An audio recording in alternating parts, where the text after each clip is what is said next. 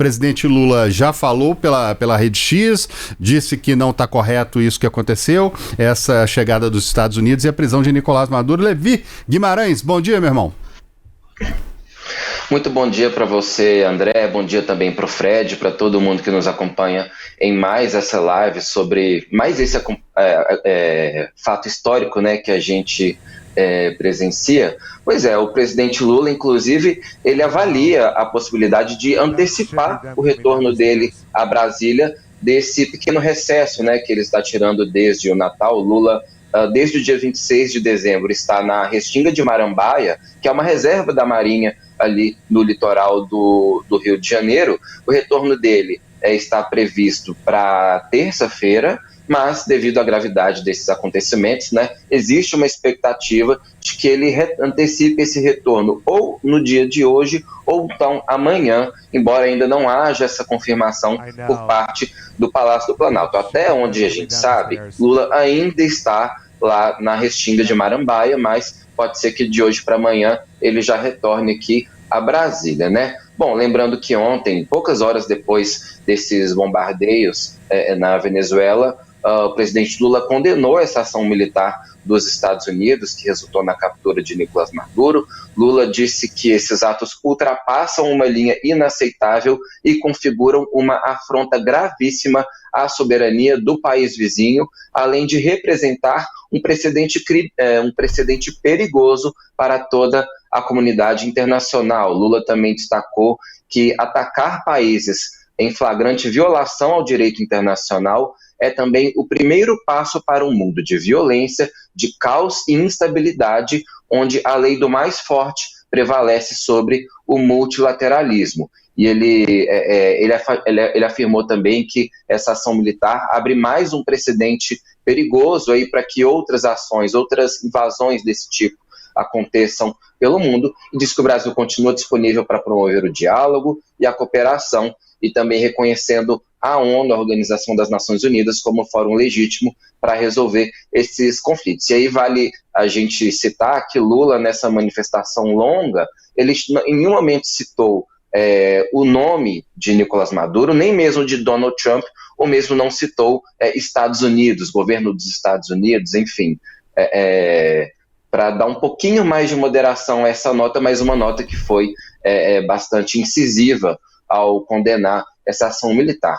Ontem o presidente participou remotamente de uma reunião ministerial no Itamaraty para tratar desse ataque militar, né? Uma reunião que teve a participação aí do ministro das Relações Exteriores, Mauro Vieira, que ainda não está aqui em Brasília, também participou por vídeo, o ministro da Defesa, José Múcio, ministro da Casa Civil, Rui Costa, também o da SECOM, Sidônio Palmeira, representantes de outras pastas ali também, como o Ministério da Justiça. Um dos temas tratados nessa reunião foi a situação da fronteira do Brasil com a Venezuela, porque logo depois desse ataque de ontem, houve até um pedido de fechamento da fronteira pelo governador de Roraima, o Antônio Denário, temendo que houvesse um grande fluxo de venezuelanos ali para o estado, né? Lembrando que Roraima é a região do país mais afetada por essa crise socioeconômica da Venezuela. O governador até aponta aí que hoje cerca de 1/3 dos gastos em saúde do governo de Roraima é com os venezuelanos que atravessam a fronteira. Também uma parte significativa das ocorrências criminais vem também dessas pessoas, né? Agora, de acordo com o ministro da Defesa, José Múcio, não houve nenhuma movimentação atípica na fronteira com a Venezuela ao longo do dia de ontem. Depois dessas reuniões que ocorreram ontem no Itamaraty, ele até disse que a situação nunca foi tão tranquila na fronteira com a Venezuela. Ele disse até que parecia um feriado, como se fosse um feriado. Portanto, a fronteira ali entre Brasil e Venezuela continua aberta, não houve um fechamento, né, dessa fronteira, e de acordo com o Itamaraty, não tem nenhum brasileiro entre os mortos ou feridos dos ataques dos Estados Unidos, além de que os brasileiros que estão no país vêm conseguindo retornar ao Brasil normalmente. Então, até por isso, segundo o governo federal, não há uma movimentação que justifique uma ação incisiva na fronteira, né? O governo diz que continua monitorando, continua com agentes ali mobilizados na região para caso haja alguma instabilidade ou alguma movimentação atípica, mas até o momento isso não aconteceu. O Levi, a gente está acompanhando, inclusive, o Fred, imagens da fronteira, né, ali da Venezuela com o Brasil, e a gente viu, como foi dito, que está tranquilo, né, lá, parecendo feriado, tranquilamente. Essas imagens, elas nos informam muito sobre a opinião, o que os venezuelanos estão achando, ou seja, parece que a coisa lá está tranquila, porque pode haver algum risco de uma fuga em massa para o Brasil, com o presidente Trump comandando a Venezuela. A gente pega primeiro dia ali na fronteira, vendo imagens sem ninguém tentando passar, sem filas, sem discussão, sem nada, o pessoal falando até que está parecendo feriado. É um domingo, né? Agora, vamos lá. Assim, vai depender do que vai acontecer internamente, né? A gente não sabe. Se o país conseguir fazer uma boa transição democrática, conseguir fazer uma boa transição de governo e haja uma estabilidade, né, que o governo Trump, já que ele proclamou que ele vai governar e ele consiga de fato garantir o funcionamento das instituições e o atendimento da necessidade da população, então a perspectiva de uma nova evasão de migrantes para outros países diminui bastante, né? O maior fluxo dos migrantes não é para o Brasil, é para a Colômbia. A fronteira terrestre é maior, é uma fronteira mais acessível, inclusive, da Venezuela para a Colômbia. Agora, também está fechada, né? Gustavo Petro fechou logo no início quando começaram os bombardeios, ele fechou aquela fronteira para que não houvesse nenhum problema, né? Ele garantia a estabilidade e a segurança do povo colombiano. Então, vai depender. Se a população se sentir segura e atendida internamente, não vai acontecer. Aí a tendência é que aconteça o contrário. Essas pessoas que estavam fora da Venezuela retornem para retomar suas vidas e os seus negócios que tinham dentro, os seus laços que tinham dentro da Venezuela. Então essa é uma perspectiva. Coisa que acabou acontecendo, por exemplo, na Síria, e em própria Gaza, quando os conflitos foram começando, quando Bashar al-Assad foi deposto e morreu, porque ele foi para a Rússia, e quando encerrou o conflito ali entre o Hamas e Israel, né, e foram devolvidos os reféns e os presos. Então houve um retorno dessas pessoas, mas agora tem que ver em que condições isso vai acontecer, como é que vai ser esse processo, né? A palavra de ordem ainda, né? Esse final de semana ainda é um final de semana de incertezas, né? Poeira baixando ainda, né? Exatamente. Foi muito importante o encontro ontem, por exemplo, do ministro da Defesa, o Vladimir Padrino Lopes, com a Delcy Rodrigues, que a representação das forças militares para o governo, que foi indicado pelo judiciário, né? Então isso é importante, você ter essa coordenação, mas ainda tem muitos fatores a serem levados adiante, e como a gente falou logo no início, tem que ver se esse é o governo com que Trump está contando para cumprir aquilo que ele diz que é a gestão americana da Venezuela. Então vamos aguardar para continuar tendo informações. Mas o que a gente está vendo hoje é uma população que está aguardando, está ansiosa, está buscando se garantir pessoalmente, individualmente, buscando os alimentos, gasolina, né, segurança pessoal, nesse momento em que ele não sabe quem está efetivamente no poder na Venezuela. Vamos voltar ao Levi Guimarães em Brasília, porque em 2023, Levi, maio de 2023, teve um encontro, né, de Nicolás Maduro e o presidente Lula, um encontro que inclusive ele foi bastante criticado, você até me mandou uma mensagem, pode fazer, exatamente. Então, o Levi, esse encontro em 2023, Maduro teve aqui no Brasil, né? Se encontrou com o presidente Lula, tá aí a imagem, abraço, aperto de mão, sorrisos, um momento ali de cordialidade entre os dois presidentes. Depois o Fred vai comentar, Porque isso aí gerou gerou bastante repercussão, hein, Levi? Pois é, André, essa relação de Lula e Maduro foi passando aí por algumas mudanças, né, ao longo desse mandato do presidente, já que o presidente Lula e o PT são aliados históricos do chavismo na Venezuela, né, desde os tempos de Hugo Chávez, depois passando pela posse de Maduro, sempre foram aliados estratégicos aqui na América do Sul. Então, quando o Lula retornou ao poder ali em 2023, ele recebeu Maduro no Palácio do Planalto com muita cordialidade, como você bem citou, né? Repercutiu muito mal essa agenda dele na época, inclusive até alguns líderes de esquerda e centro-esquerda aqui da América do Sul, né, já tinham uma visão diferente da Venezuela do que Lula tinha naquele momento. Agora, essa relação entre Lula e Maduro começou a mudar ali por volta de 2024, quando houve a eleição na Venezuela, né? E aí essa eleição com vários indícios de fraude, e aí Lula... o Brasil foi um dos negociadores ali de um acordo assinado entre o governo e a oposição da Venezuela, que prometia eleições livres e transparentes, né? E aí, com todos os problemas que houve nas eleições venezuelanas do ano passado, com esses indícios de fraude, a oposição reivindicando a vitória, o Conselho Eleitoral da Venezuela dando a vitória a Nicolás Maduro, Lula começou a cobrar a comprovação desses certificados de votação, né? O governo venezuelano, as instituições do país não apresentaram, e com isso o Brasil nunca reconheceu de fato a vitória de Maduro nas eleições do ano passado. Então isso gerou críticas mútuas. Maduro também começou a criticar o presidente Lula. Isso gerou realmente um distanciamento na relação entre os dois. Um exemplo disso é que, por exemplo, o Brasil não foi a favor da entrada da Venezuela no bloco do BRICS, né? Acabou que a Venezuela não ingressou no BRICS e não houve um apoio do governo brasileiro a essa iniciativa do governo venezuelano, né? Apesar de que agora Lula condenou esse ataque dos Estados Unidos ao governo venezuelano.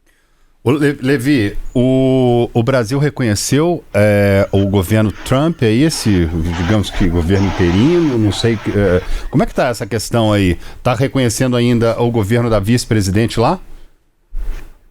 Então, a posição oficial do governo brasileiro é de reconhecer, nesse momento, a vice-presidente da Venezuela, a Delcy Rodrigues, como a atual comandante do país, né? Como prevê, inclusive, a própria Constituição da Venezuela, de que na ausência do presidente da República, e aí quem assume o cargo é a vice. Isso foi confirmado ontem pela ministra interina das Relações Exteriores, a Maria Laura da Rocha, ela que é a número 2 da pasta. Como o ministro Mauro Vieira ainda não está aqui no Brasil, ela quem formalmente assume o comando do Itamaraty nesse momento. Aí ela disse, na ausência do atual presidente Maduro, é a vice, ela que está como presidente interina. Lembrando que o Brasil participa hoje de uma reunião em nível ministerial da CELAC, que é a Comunidade dos Estados Latino-Americanos e Caribenhos, né? O Brasil deve ser representado, portanto, pelo ministro Mauro Vieira, e aí vai naturalmente defender a posição que foi trazida pelo presidente Lula, apesar de que a CELAC é um órgão muito diverso, né, por ter uma gama muito grande de países, de governos de diferentes espectros políticos, então nem sempre ela consegue chegar a um consenso ou a uma declaração com a anuência ali de todos os membros, né? Então o Brasil participa hoje dessa conferência, né, de maneira remota, e o Brasil também se prepara para participar amanhã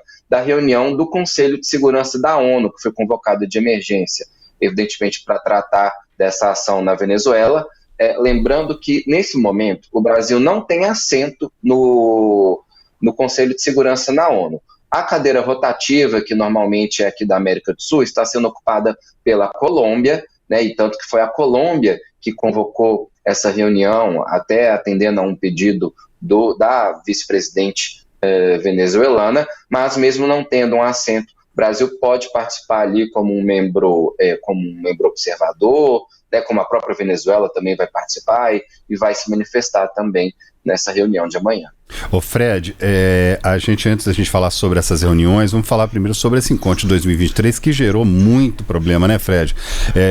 Quando o Maduro esteve aqui no Brasil, esse encontro foi recebido ali com honras pelo presidente brasileiro Luiz Inácio Lula da Silva, gerou muito problema e depois foi entrando areia na relação, pediu ali, vamos ver, cadê a comprovação da eleição? Não teve, foi melando até que...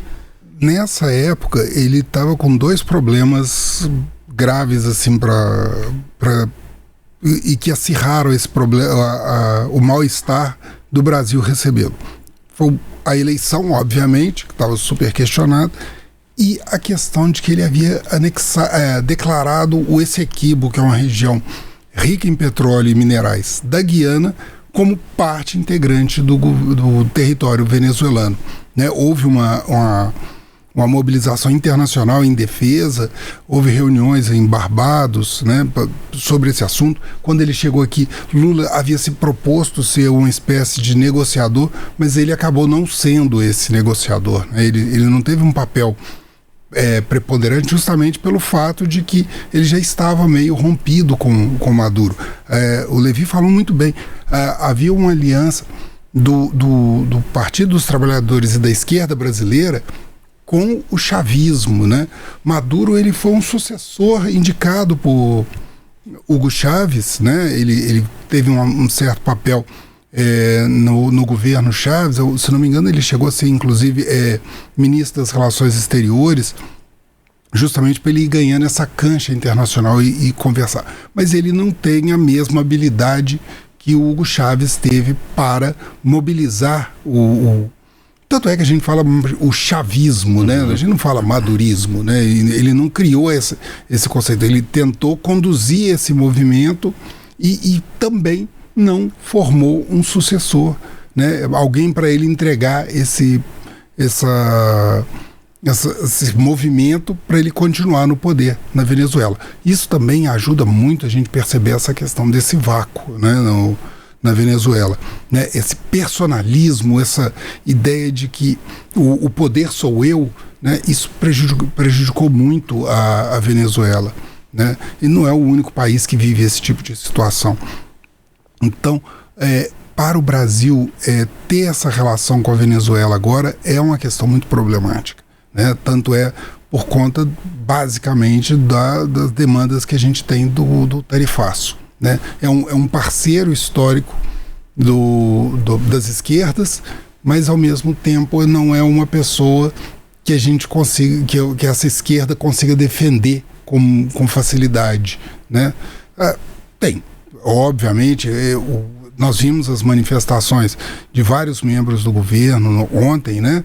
Defendendo Chávez, defendendo muitos deles defendendo a estabilidade na Venezuela, mais do que a figura do Chávez, né? E quando você defende soberania, você não está defendendo especificamente uma pessoa, você está defendendo a nação inteira, né? Então, isso aí a gente tem que perceber, ficar muito atento nessas mensagens do governo.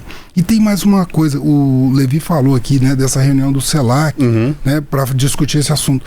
Vamos lembrar que na última reunião do CELAC, o Brasil tentou levar a questão da Venezuela, né, sobre o assunto, e ela acabou ficando escanteada. A maior preocupação do CELAC estava justamente nas negociações com a China, né, a forma de que eles poderiam ganhar mais desenvolvimento, mais investimentos em infraestrutura de uma parceria com a China. Pois é, a gente está aqui com uma enquete, pessoal, para vocês participarem com a gente aqui também, enquanto a gente está transmitindo aqui, 11 horas e 9 minutos. Gosto de lembrar o horário para mostrar para você que a gente está falando ao vivo. Dê a sua opinião. A pressão de países em todo o mundo vai mudar o jogo para Nicolás Maduro? Sim, Maduro será solto. 8% estão dizendo isso. Não, Estados Unidos vai manter a prisão. 92% aqui dos participantes estão dizendo que não vai adiantar. Pressões internacionais não vão resolver esse problema. Donald Trump trabalhando dessa forma, a gente sabe que ele, quanto mais pressão, a pressão que importa para ele é a pressão do norte-americano. Norte-americano. Ela dentro da casa dele. Se o pessoal estiver apoiando, o que o mundo disser, o que tudo indica, Fred, Ele não está nem preocupado com isso. Mas a gente tem que pensar também que o mundo não é unânime em condenar a captura de Nicolás Maduro. Você tem países que estão se posicionando muito fortemente em favor do Donald Trump, como era de se esperar. Israel, Benjamin Netanyahu, declarou apoio, como era de se esperar. Javier Milei declarou apoio. Algumas dessas críticas pontuam realmente, ainda que critiquem a violação da soberania, e é muito importante a gente lembrar Pedro Sánchez da Espanha. Quando ele fala da questão da violação da soberania, ele pontua também que, olha, não podemos negar que havia um regime de violação de direitos humanos e de violação de direitos políticos, né? Então, ele por um lado, ele ataca as duas questões, e ele ataca as duas questões que nós devemos ver dentro do contexto internacional. A garantia dos direitos humanos, a garantia dos direitos políticos e a garantia da soberania, né? Não podemos descuidar de nenhum deles nessa situação, né? Agora, você bem falou, do ponto de vista do Trump, ele tem uma gestão muito focada nos interesses do movimento MAGA nos Estados Unidos, né? Ele quer criar uma situação para que todo esse passado de governo democrata e as ações que foram implementadas por esse governo, né? Bill Clinton, Barack Obama e Joe Biden principalmente, que eles sejam desfeitos e ele possa construir aquele movimento de reedificação, né, do poder republicano e da população conservadora norte-americana, e que garanta sucesso eleitoral dali em diante.